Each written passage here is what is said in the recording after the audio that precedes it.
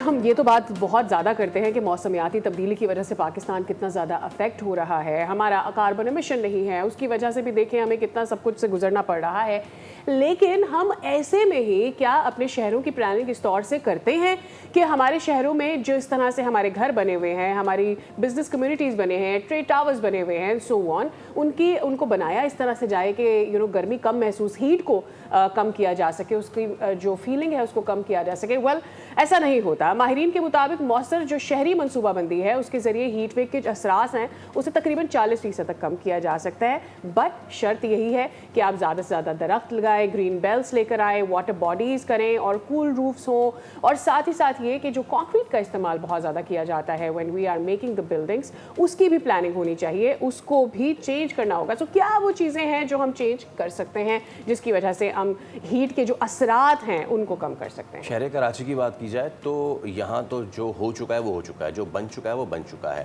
اب اس اسٹرکچر کے ساتھ ہم آنے والے 5 سالوں میں کیا چیزیں ایڈ کریں، جیسے کہ ہم سنگاپور میں دیکھتے ہیں کہ وہ ورٹیکل گارڈننگ اور روف ٹاپ گارڈننگ اینڈ آل وہ افیکٹو ہوتی ہیں، اور کیا ہم وہ کر بھی سکتے ہیں، اور اگر ہم کر سکتے ہیں تو آخر ہم کر کیوں نہیں رہے ہیں. ہمارے ساتھ آج موجود ہیں ماہر شہری منصوبہ بندی محمد توحید صاحب. السلام علیکم توحید صاحب، اور بہت شکریہ آپ کے وقت کے لیے. آبویسلی آپ بھی یہ جو گرمی ہے اس کو محسوس تو کر ہی رہے ہوں گے، جو حدت ہے بڑھتی جا رہی ہے کراچی میں بیٹھ کے. ہم کیا کچھ کر سکتے ہیں توحید صاحب جب ہم چھتوں کی بات کرتے ہیں کہ ان کو ٹھنڈا کریں یا پھر اس طرح کے انفراسٹرکچر بنائیں؟ امیڈیٹلی کراچی میں کیا ہو سکتا ہے کہ ہم اس کو کچھ کم کر سکیں؟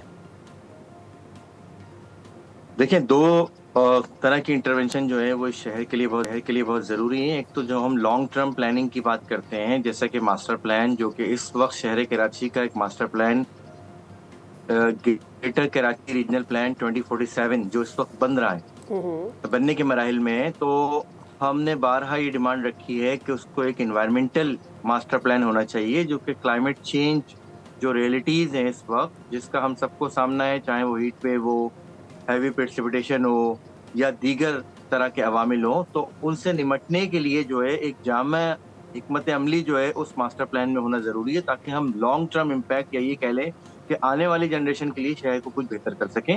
پہلے اسٹیج پر تو یہ بات ہے.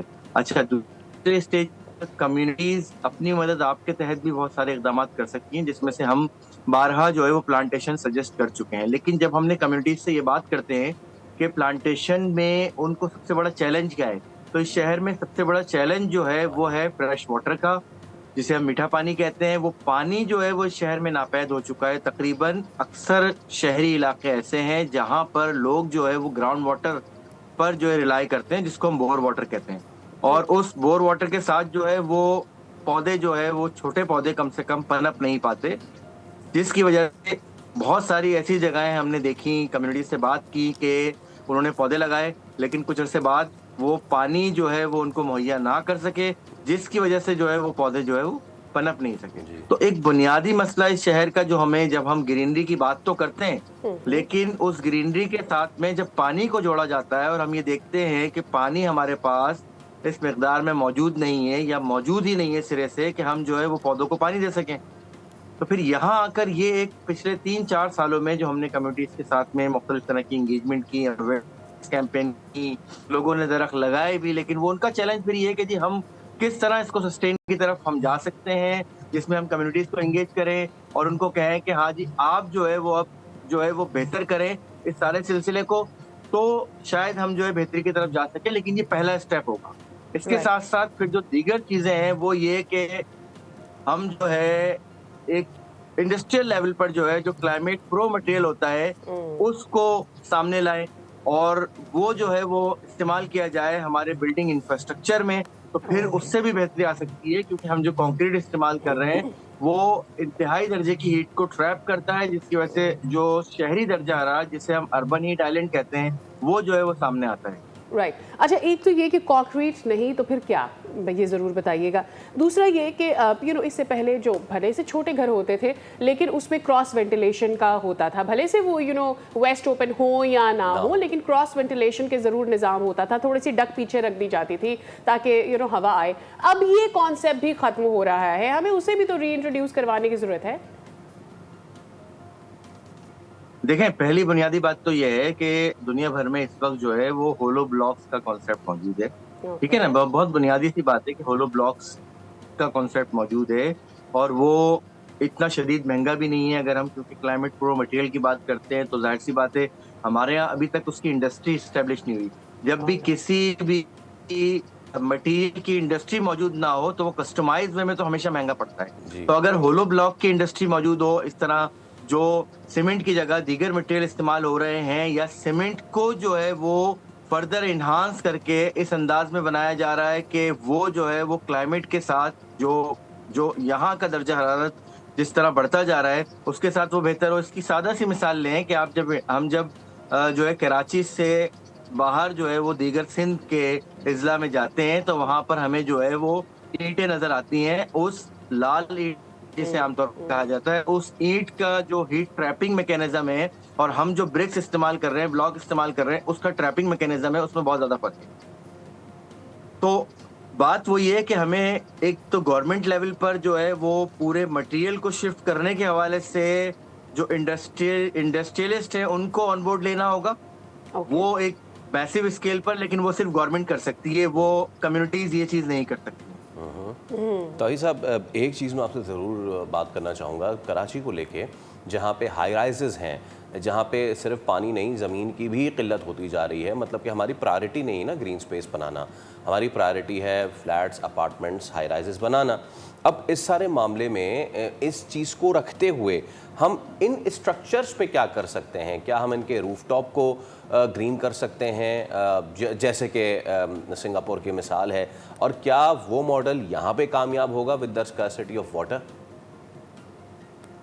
देखें, फिर मैं कहूँगा कि यहाँ पर कोई भी मॉडल प्लांटेशन का और ग्रीन रूफ का या कह लें वर्टिकल ग्रीनिंग का जो बिल्डिंग के साथ होती है, ठीक है ना, या टेरेस गार्डनिंग का कामयाब नहीं हो सकता जब तक वाटर प्रोविजन को बेहतर ना बनाया जाए। अच्छा, वाटर प्रोविजन को बेहतर बनाना कोई रॉकेट साइंस नहीं है। अगर हम ये कहें कि जो पानी इस शहर में बारिश का पानी जो एक बहुत बड़ा डिजास्टर जो है वो क्रिएट करता है, उसको हम सेव करके उसको क्यों नहीं यूटिलाइज करते कि उसको हम यूटिलाइज करें। सिंगापुर की आपने मिसाल दी, सिंगापुर में तो एक सिंगल ड्रॉप ऑफ वाटर जो है वो भी जाया करना जो है वो समझ लें एक तरह गुनाह समझा जाता है।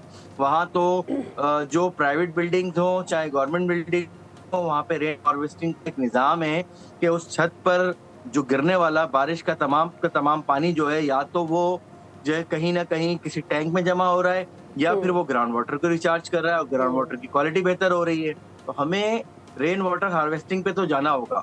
रेन वाटर हार्वेस्टिंग पे जाए बगैर और पानी के निज़ाम को बेहतर किए बगैर कि पानी की फरहमी जो है वो एक यकसा मरबूत हो और तमाम शहर को जो है वो पानी मैसर आ सके, और उसके बाद फिर हम जो है वो ग्रीनिंग की बात करेंगे तो हो सकता है। वरना इस कॉस्ट पर या कह लें इस जो सिनेरियो है वो कि पानी की लोगों के पास पीने का पानी नहीं है, सुबह लोग निकलते हैं तो वो अपने लिए पानी अरेंज करके फिर उसके बाद अपनी जो जॉब है दीगर जगहों पर जाते हैं। इसी तरीके से शाम में जब वापस आते हैं तो अगर पानी मौजूद नहीं है तो वो फिर निकल जाते हैं, क्योंकि वो पानी खरीदना जो है वो उस अंदाज में पीने का पानी जो है बॉटल वाटर जो है वो अफोर्ड नहीं कर सकते। ठीक है, बहुत शुक्रिया। हमें पहले इस शहर के वाटर के सिस्टम को बेहतर करना होगा, फिर हम जो है वो ग्रीनिंग की तरफ जा सकते हैं। लेकिन हुकूमती जो इकदाम हैं वो इससे हट करें, जिसमें मैंने बिल्डिंग मटेरियल दीगर चीजों की बात। बहुत शुक्रिया तौहीद साहब, वंडरफुल और बहुत ही इंसाइट के साथ बात करना। सब्सक्राइब करें और बेल दबाएं ताकि कोई खबर रह न जाए।